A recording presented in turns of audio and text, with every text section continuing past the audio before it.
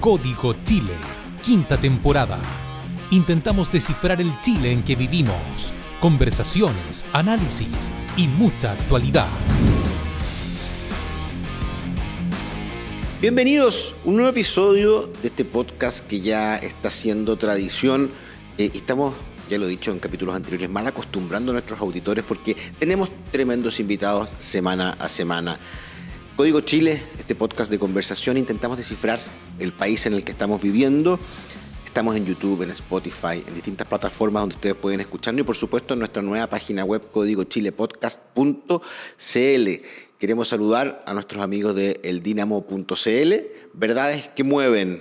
Ahí también puedes encontrar nuestros capítulos en eldinamo.cl. Hoy día, en este gran episodio de Código Chile, estamos con Sergio Mico. Sergio es abogado, fue director del Instituto Nacional de Derechos Humanos y hoy día Sergio está, como ya en Código Chile es tradición, está siendo el protagonista de la noticia, siendo el protagonista en los medios de comunicación y también un poquito famoso por estos días. ¿Cómo estás, Sergio? Y bienvenido a Código Chile.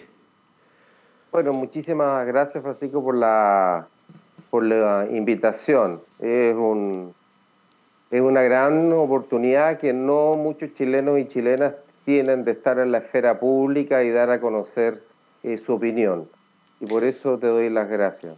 Ese es nuestro interés, Sergio, conversar. Nosotros en este podcast vamos un poco más allá de la noticia. Este es un espacio en el que podemos explayarnos. Sabemos que los medios de comunicación a veces cortan frases o dan poco tiempo para poder hablar y de repente uno queda con frases a medio entender o frases fuera de contexto. Pero Código Chile no es para eso. Código Chile es para conversar. Y yo creo que empecemos esta conversación en orden cronológico. Tú, para el estallido social, octubre del 2019, estabas en el Instituto Nacional de Derechos Humanos y vivimos un proceso quizás un poco traumático para los chilenos. ¿Cómo fue para ti desde esa posición estar en estos días de efervescencia social? Bueno, Francisco, fue completamente traumático. Mira, yo soy profesor jornada completa en la Universidad de Chile y más encima me dedico a la filosofía política. Acababa de sacar un libro que era La política sin los intelectuales, donde reclamaba que los académicos y también los profesionales, gente como tú, que vive de y para las ideas, en tu caso para comunicarlas. Bueno, se agotaron 2 ediciones y la tercera se va a llamar Aventuras y Desventuras de un académico metido en el INDH, porque a mí me eligieron los decanos y decanas de Derecho en julio. Entonces no tenía idea de lo que se me venía encima. Ahora, trauma sí. Yo tengo 58 años, vi el proceso de descomposición de nuestra democracia, recuerdo la polarización de la campaña del año 73, el paro de octubre del 72, y bueno, y el 11 de septiembre del 73. Yo soy de Concepción. 10 años después, yo me había trasladado 5 cuadras porque era estudiante de Derecho en la Universidad de Concepción. Y en agosto del 83, en medio de las protestas, yo tuve mucho miedo de que el enfrentamiento entre los chilenos y chilenas podía terminar siendo armado, ¿ya? Por lo tanto, cuando asumí el 17 de octubre, lo que estaba pasando en Chile, tuve miedo. ¿Ya? Pensé en un momento dado, sobre todo entre el 12 y el 13 de noviembre, de noviembre, que se nos venía abajo la democracia. Así que sí, es un trauma y tuve miedo por Chile, por su república, por su democracia. Sergio, durante estos días, estamos hablando días de estallido social en 2019, pasaron muchas cosas que a los chilenos nos un poco como descolocaron y nos hacían cuestionarnos muchas cosas. Y particularmente hubo una ex convencional, Beatriz Sánchez, que levantó denuncias de tortura, de cosas que estaban pasando en estaciones del metro, que llamaba a las instituciones a pronunciarse sobre estos hechos. Fuera de ese hecho en particular, que ya está súper hablado en los medios y todo, ¿qué nivel de responsabilidad les queda a las autoridades cuando pasan estas cosas? Porque tú, me imagino que en la posición en la que estás enfrentando presiones para decir, oiga, tiene que decir esto, no tiene que decir esto, tiene que decirlo ahora, tiene que decirlo mañana, pero finalmente no había mucha información y hoy día estamos viviendo los expertos la llaman una era de la intoxicación con la cantidad de información y noticias que nos llegan. ¿Cómo discriminar? ¿Cuál fue el proceso tuyo para poder decir, oiga, esto sí corresponde, esto no corresponde, a poder decir? Si nos vamos un poco atrás en el tiempo, en el caso, por ejemplo, Catrillanca, también, o sea, las autoridades se apuraron en dar una versión que finalmente no era la versión correspondiente. ¿Cómo es lidiar, en tu caso, como una autoridad en ese minuto que era súper relevante para estos temas, cómo era lidiar con esa poca información y además la presión de que lo que tú tenías que decir era ahora, porque podías perder? A las autoridades, en el fondo, hoy día están sujetas a una situación en la que tienen que tomar decisiones con poca información. ¿Cómo fue en tu posición el tener, con los antecedentes, pocos antecedentes que habían, y además confuso en estos días, tener que dar opiniones? Bueno, voy a partir por lo de Plaza Baquedano. Justamente yo recibí a las 7:30 de la mañana de ese día una denuncia de que había un centro de tortura. Inmediatamente fue un funcionario con el juez Urrutia a la estación Baquedano.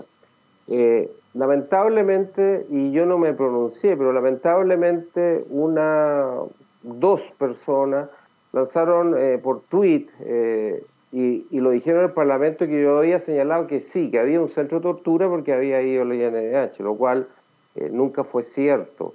De hecho, nosotros como instituto, Francisco, y por orden mía, porque ya había a las 10 de la mañana, se mandó un tuit diciendo el instituto jamás ha dicho que existe un centro de tortura, lo que hay que hacer ante la denuncia es investigarla. De hecho, cuando se investigó quiénes habían propalado esto, al instituto jamás se le llamó a declarar, porque nosotros nunca dijimos que había un centro de tortura. Eso es lo primero. Ahora, eso me lleva a lo segundo que tú me preguntas.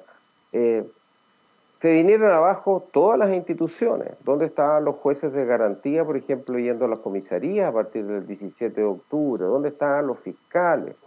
Había muchas fuentes de información, lo que tú has llamado la intoxicación de las redes sociales. Entonces nosotros adoptamos una política, Francisco, que llamamos evangélicamente, que nosotros simplemente íbamos a decir lo que veíamos y escuchábamos directamente. Entonces en esos días estuvimos, mira las cifras, como alrededor de 15.000 personas detenidas en comisaría. Estuvimos en 346 manifestaciones y fuimos a ver a 5.000 personas en centros médicos, hospitalarios. Y a partir de eso empezamos a construir un relato de lo que estaba ocurriendo en Chile, y nuestros informes hasta el día de hoy son citados a nivel mundial. Si tú te fijas, Francisco, nuestras cifras son muy inferiores a las que empezaron a salir después, por ejemplo, cantidad de detenidos, porque nosotros seguíamos declarando no lo que otros decían, la cantidad de detenidos, sino que, te insisto, lo que habíamos visto y oído. Mi tercera reflexión es que yo estoy impactado cómo hasta el día de hoy quienes, siendo autoridades, ya sea formales, pero también informales, líderes de opinión, hombres y mujeres, se largaron a propalar noticias falsas y que hasta el día de hoy no responden, no dan una explicación. Yo ni siquiera digo que den una disculpa, quizás tuvieron una información, una fuente de información a la cual le dieron credibilidad, pero si se equivocaron y causaron muchísimo daño. Uno de los casos es la denuncia que había un centro de tortura en Plaza Baquedano, que hasta el día de hoy podrían aparecer nuevos antecedentes, pero acá se hizo una investigación y no lo había. Bueno, debieran a lo menos dar una explicación. Y por último, mi última reflexión es que cómo enfrentamos situaciones donde no estamos de acuerdo en lo que está ocurriendo en el país. Yo te diría que lo básico es primero chequear 1, 2, 3 veces tu fuente de información, y hay veces que así inmediatamente se disipan las dudas. Ahora, esto también es muy importante, Francisco, y disculpa que me extienda, pero No, dale, por favor, esto es muy importante. El instituto es dirigido por 11 personas, es el órgano superior. Yo soy el director ejecutivo, a mí me corresponde ejecutar las decisiones del consejo, del instituto. Ahora, ¿quiénes componen? Y esto es muy importante, Francisco, además porque si tú lo comparas con el proyecto constitucional nuevo, claramente hay un retroceso ahí. ¿Quiénes componen este organismo de 11 personas? Una persona que es elegida por los decanos y decanas de Chile. En toda la prensa me parecía el demócrata cristiano, Sergio Mico, director, decía estas cuestiones. Primero, hace muchos años que yo no soy demócrata cristiano y yo no fui elegido tampoco en cuanto a demócrata cristiano, que no lo soy. Claro. Fui elegido por los decanos y decanas de derecho. Esto es muy importante, porque ya te da una idea de la composición plural del Consejo. En segundo lugar, hay 2 personas que son elegidas por la Cámara de Diputados. Por los 4/7, un quórum muy alto, ¿ya? Para garantizar, digamos, un gran consenso en torno a la calidad y idoneidad de esa persona. 2 por el Senado, nuevamente, quórum muy alto, ahí van 5. Luego hay 4 nominados por organismos de la sociedad civil. Nosotros tenemos un listado de organismos de derechos humanos muy insuficiente, de 180 organizaciones. Ellos eligen otros 4.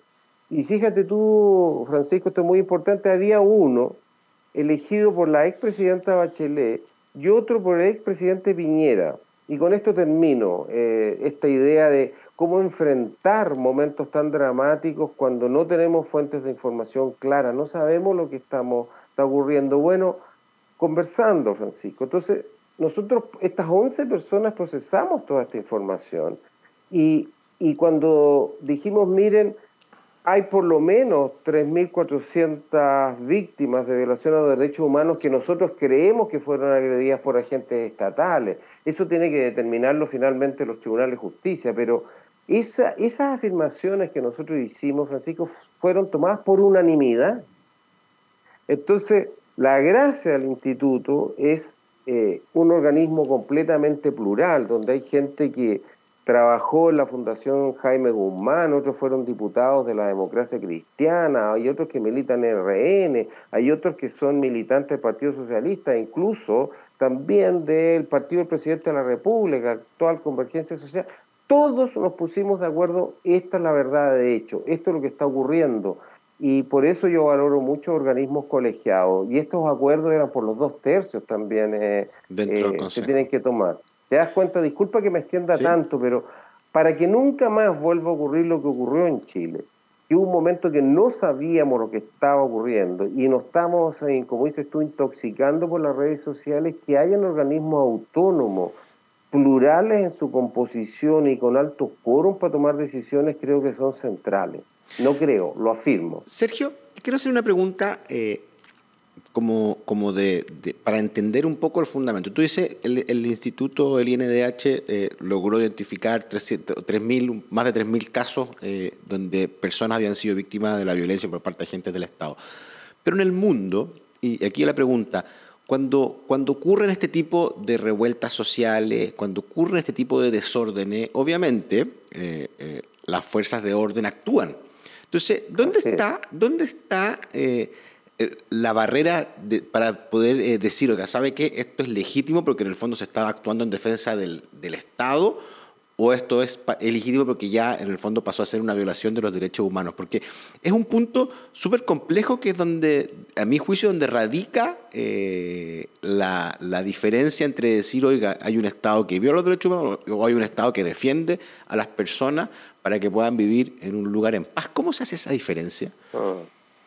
Bueno, acá el principio central, Francisco, es que tenemos un Estado democrático de derecho donde respetar la ley y hacerla respetar es es justamente para proteger los derechos humanos, por una parte, y por la otra, en esto el instituto fue muy categórico, para que se respeten los derechos humanos en lo hecho se requiere un Estado democrático de derecho. Entonces hay una relación que tiene que ser virtuosa.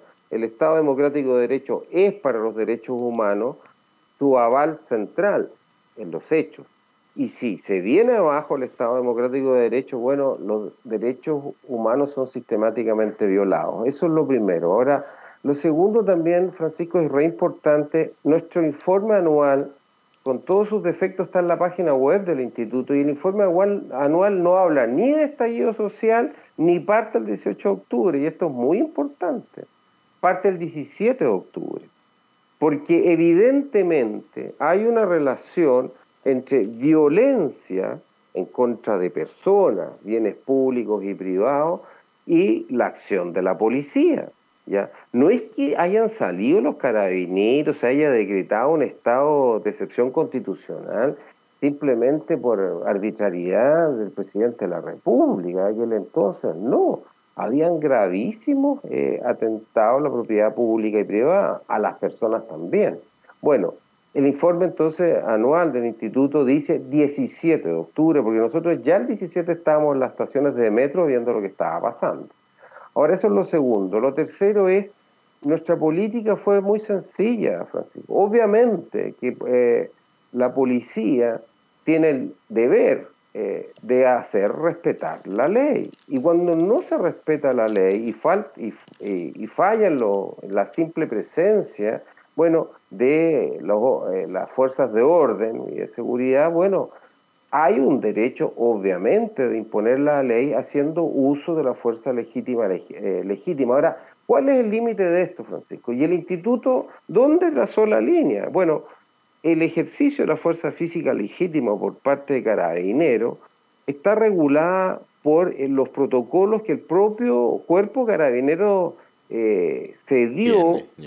Ya, y tiene. Entonces nuestra política no era condenar la acción de Carabineros. Cuando el derecho de reunión deja de ser un derecho humano cuando irrumpe la violencia. Y en ese momento, te insisto, respetando los protocolos, Carabineros tiene el derecho, yo te diría el deber, de hacer uso de la fuerza física legítima, porque si no lo hace así, el Estado democrático de derecho es cuestionado y se nos puede venir abajo, y eso es lo peor que le puede ocurrir a los derechos humanos. Ahora, aplicando ese criterio, nosotros llegamos a la conclusión, y por eso presentamos 3.101 querellas, que habían antecedentes fundados para pensar de que las fuerzas de orden y seguridad habían hecho uso excesivo de la fuerza.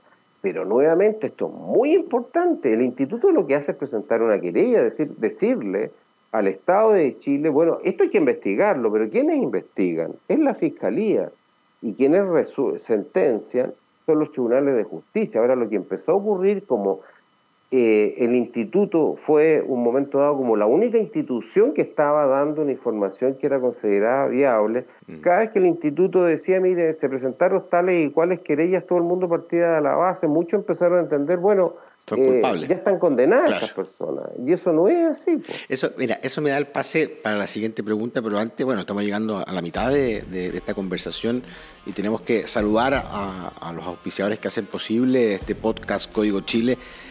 Saca al inversionista que hay en ti con Urbany Broker. Increíbles proyectos con grandes promociones. Atrévete a invertir en el centro sur del país. Inversiones inteligentes, inversiones seguras con Urbany Broker. Conoce nuestros proyectos en urbany.cl. Si estás buscando vender tu propiedad, hazlo con Donetsch y compañía Gestión Inmobiliaria. Venden rápido y al mejor precio desde Viña del Mar hasta Puerto Montt. Visítanos en donetsch.cl. Los mejores huevos de gallina libre son San Francisco de Avícola Chequén. Encuéntralos en los principales supermercados del sur de Chile o pídelos en www.avicolachequen.cl. Con más de 60 años de experiencia, la tenemos clara. Estamos conversando con Sergio Mico, abogado, exdirector del INDH, sobre todo este proceso que ha pasado y sobre todo las últimas declaraciones que lo han tenido en el círculo de la prensa, de los diarios, de la televisión, y quiero llevarte a una frase que leí en una entrevista que te hicieron hace poco tiempo, donde tú dijiste, si yo decía que en Chile se violaban sistemáticamente los derechos humanos, eso hubiera puesto en riesgo la democracia, porque eso hubiese significado que a lo mejor miles de personas hubieran entrado a la moneda a destruirlo todo. ¿Cómo fue ese proceso? ¿Tú viviste muchas presiones para decir cosas en las que a lo mejor tú no creías? Mira,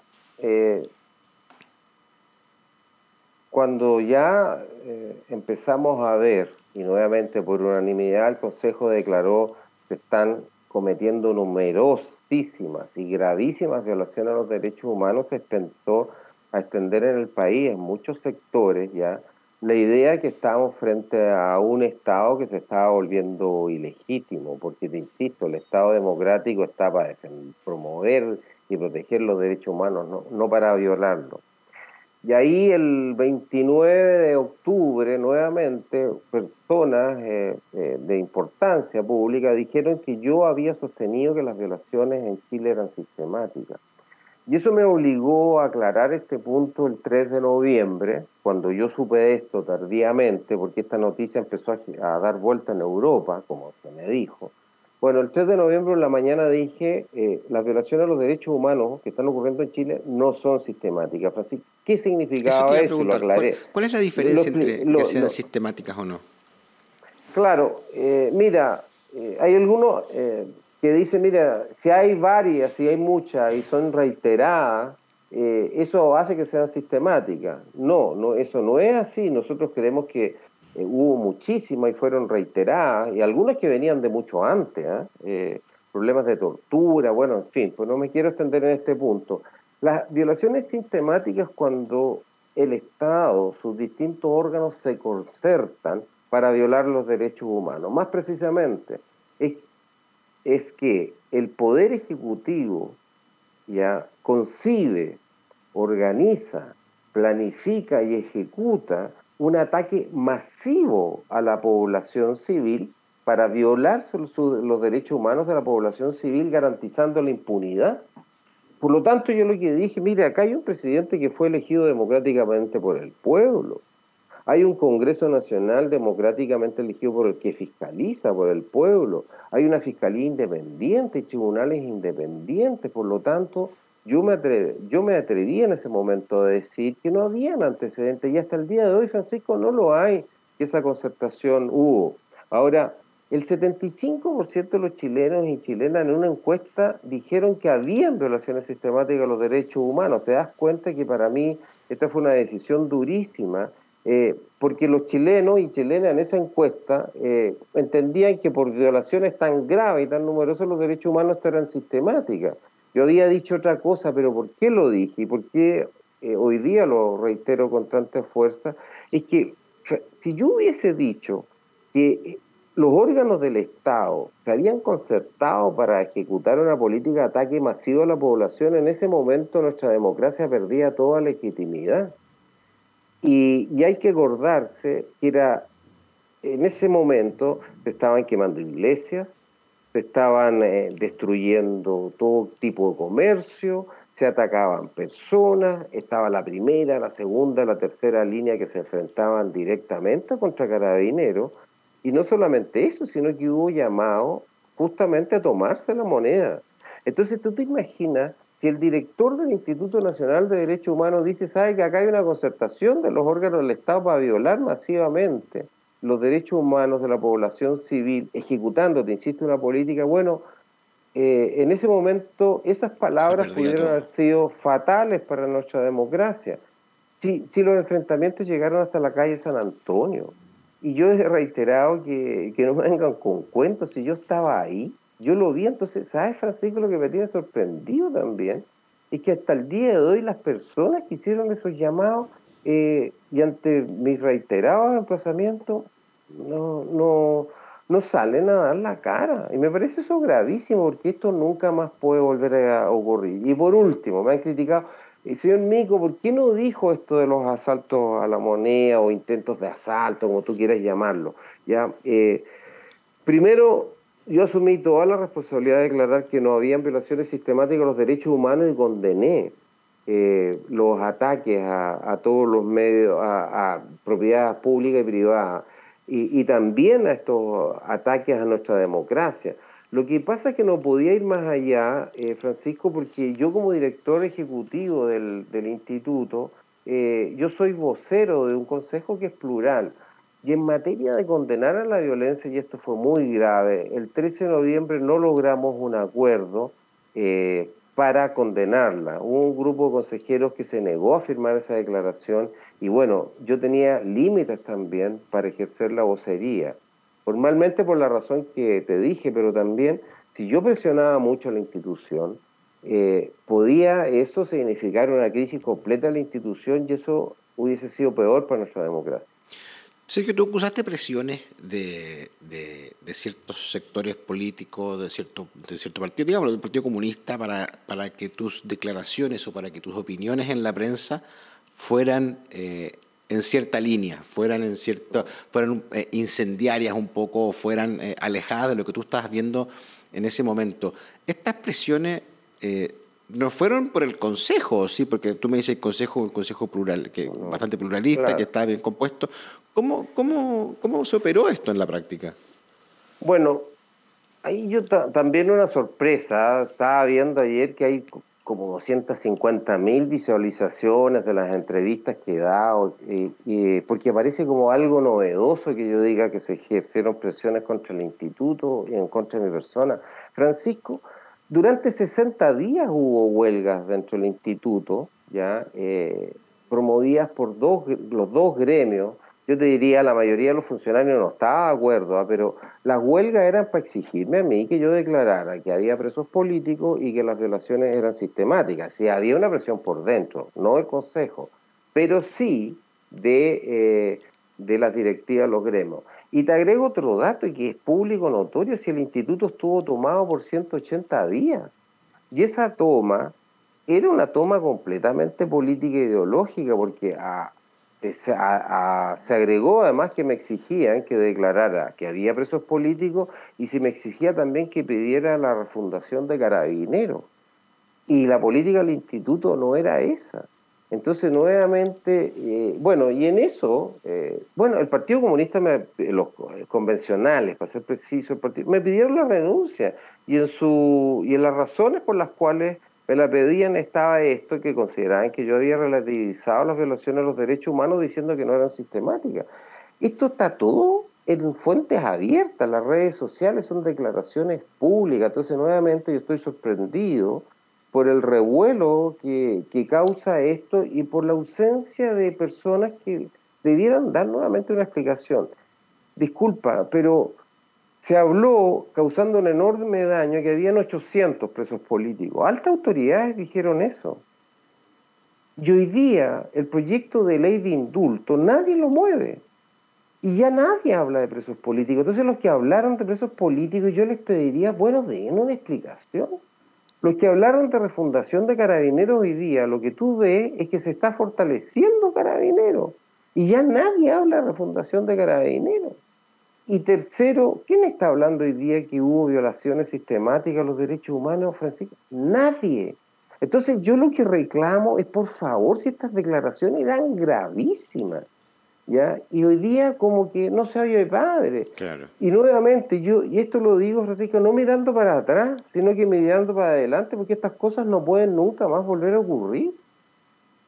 Sergio, quiero llevarte a otro tema que también fue un tema de discusión dentro de un sector de nuestro país, porque decían, bueno, si los carabineros que están ahí también tienen derechos humanos. Esa fue una frase que nosotros estábamos súper acostumbrados a escuchar. Entonces, hoy día vemos, claro, no son 3.000 como las personas que el instituto identificó que podían ser víctimas de una violencia excesiva, pero sí hay carabineros que yo conozco a una teniente, por ejemplo, que recibió un ladrillo en su columna aquí en Concepción mientras arrancaba de esta primera línea. Y ese ladrillo le impactó en la columna y hoy día quedó cojeando, lo que le impide, por ejemplo, desarrollar su carrera como carabinero de una manera bien. O sea, ella está hoy día destinada a labores de oficina para el resto de su carrera. Y así hay también un par de casos de personas de uniformados que fueron víctimas de una violencia también, que podemos decir desmedida, que les truncó su carrera o les cambió un poco su vida. ¿Qué recursos tienen estas personas como para poder decir, oiga, yo también fui víctima de una violencia desmedida? Claro, no es del Estado, pero también yo estaba resguardando la seguridad del Estado y de las personas. ¿Quién los protege a ellos? Todos los habitantes de Chile tienen derechos humanos y es deber del Estado garantizárselo. Lo que ocurre, y eso también cuesta entenderlo, es que el mandato del instituto es que cuando un agente del Estado viola los derechos humanos de un ciudadano cualquiera, ahí nosotros podemos presentar querellas criminales. Ahora, ¿qué pasa si un delincuente? ¿Qué pasa si particulares por motivos políticos o de violencia social atentan contra la vida, la integridad física y sigue con un carabinero? Ahí tiene que actuar la fiscalía. Ahora, y hay mucha gente que dice, bueno, si el instituto, que es el Instituto de los Derechos Humanos, no me defiende a mí, o es porque yo no tengo derechos humanos, o el instituto es una institución que no vale nada. Y quiero entonces insistir, el instituto existe para cuando agentes del Estado viola los derechos humanos, pero todos tenemos derechos humanos, y si cuando son violados, por ejemplo, en Arauco, en Malleco, es el Estado a través de sus distintos órganos el que tiene que protegerlo. Hoy día yo lo puedo decir porque se hizo público. Yo estuve con la viuda de Eugenio Naim, del trabajador forestal Córdoba. Estuve con Lonel Sánchez y hay 5 carabineros que perdieron un ojo durante las protestas. Y no es nada fácil darle esta explicación, pues, Francisco, porque aparece bastante jurídica. Y a mí también me criticaron mucho porque si tú ves, hice declaraciones muy duras contra los...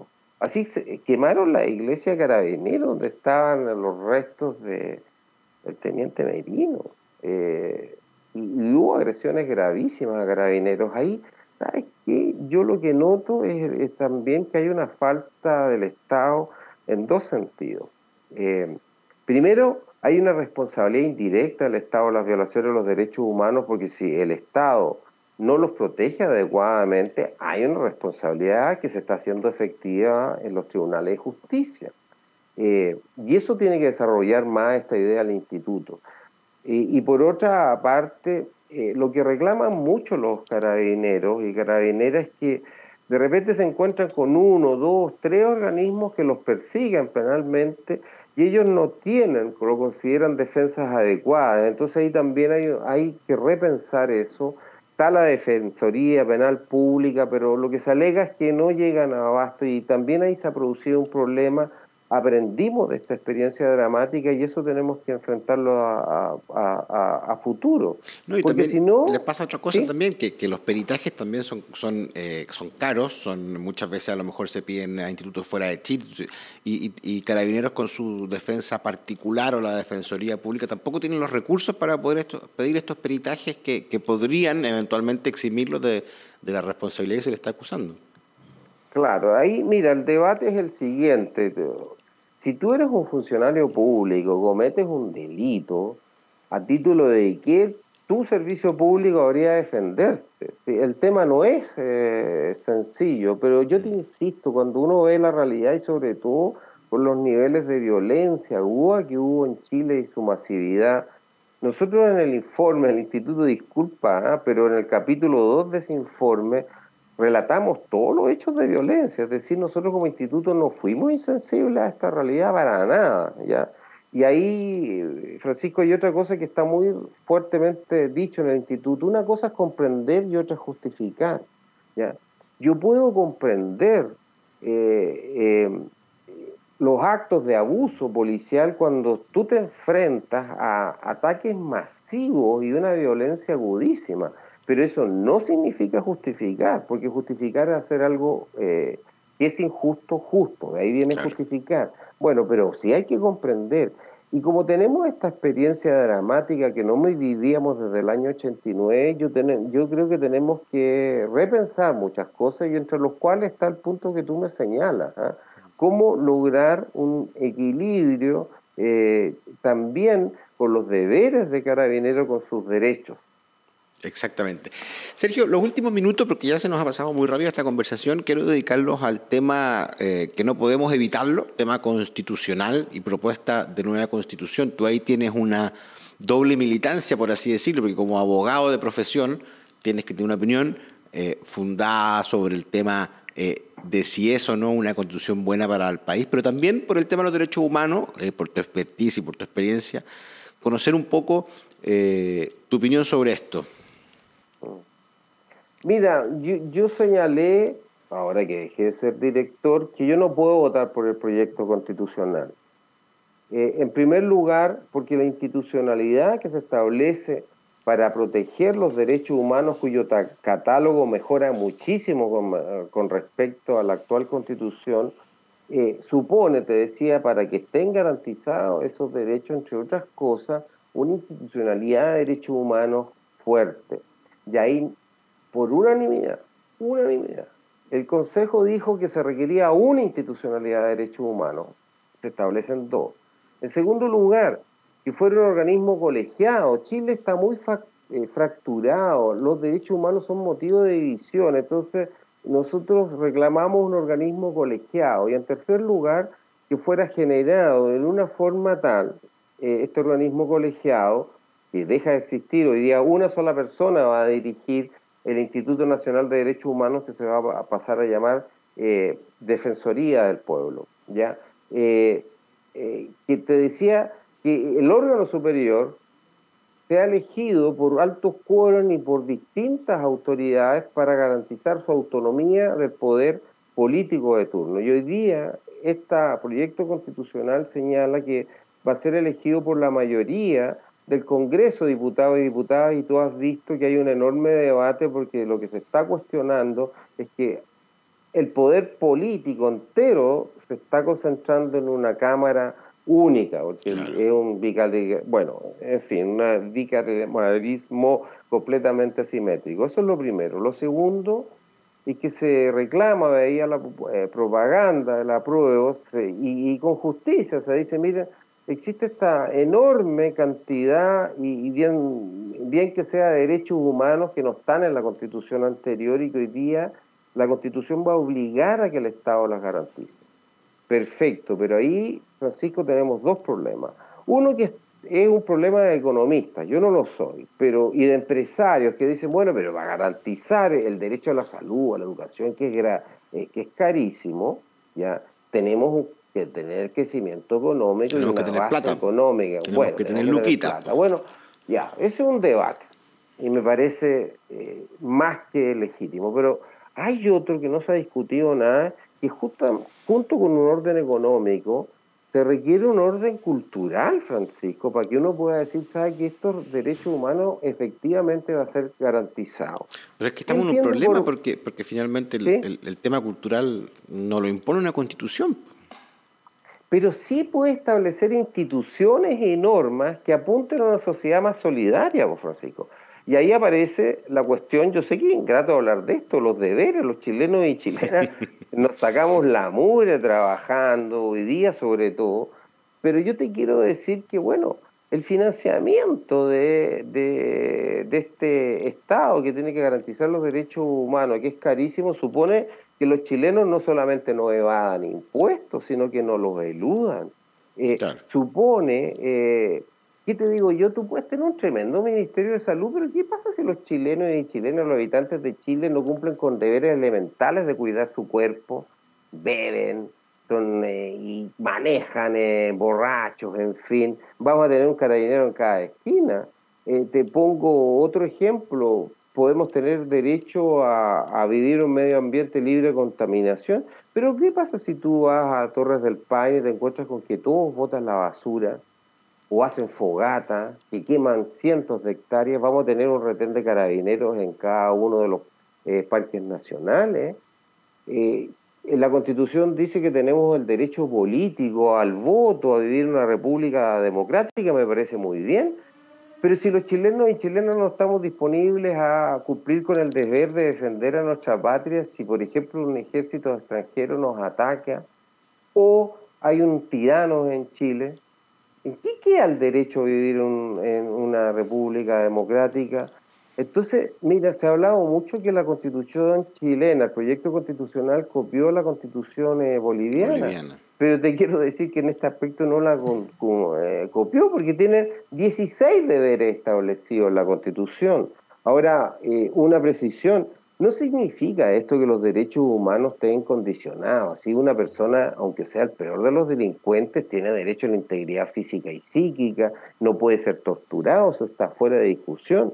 Pero los hechos, y te he puesto ejemplos que yo creo que son bastante claros, si tú quieres que en la realidad, en la práctica se respeten, bueno, necesita una cultura donde todos estemos disponibles a cumplir con estos deberes que por lo demás son elementales. Te pongo otro ejemplo. Está establecido que hay un deber de los padres apoderados a educar a sus hijos, pero eso es también, por Francisco, un deber.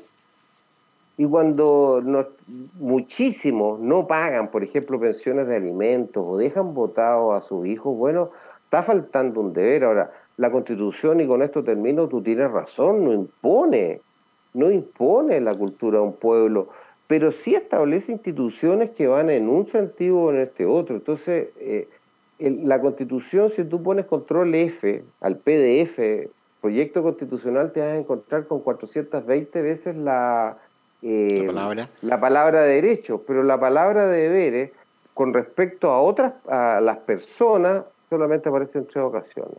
Y eso lo encuentro malísimo, y te digo una cosa, no va a funcionar la Constitución, no va a garantizar los derechos humanos como pretende hacerlo. Bien, pues Sergio, te queremos agradecer por estar con nosotros. Este ha sido un capítulo extremadamente entretenido, entretenidamente también. Hemos aprendido mucho y queremos despedirnos. Este ha sido un capítulo dedicado a los derechos humanos, dedicado a un tema que muchas veces no lo conocemos o somos un poco ajenos y nos dejamos llevar mucho por las consignas. En ese sentido, en ese escenario, te agradecemos haber estado con nosotros y a ustedes los invitamos a seguirnos en nuestra página web, en nuestras redes sociales, compartir este programa, decirnos les gustó o no les gustó y también escribirnos ahí en los comentarios a quien quieren que invitemos. Agradecemos a nuestros auspiciadores y por supuesto a ustedes por haber estado con nosotros en este capítulo de Código Chile. Nos vemos en el próximo capítulo. Sergio Escobar, INSE, Avícola Chequén, Urbani, Donet y compañía presentaron Código Chile, 5ª temporada. Intentamos descifrar el Chile en que vivimos. Conversaciones, análisis y mucha actualidad.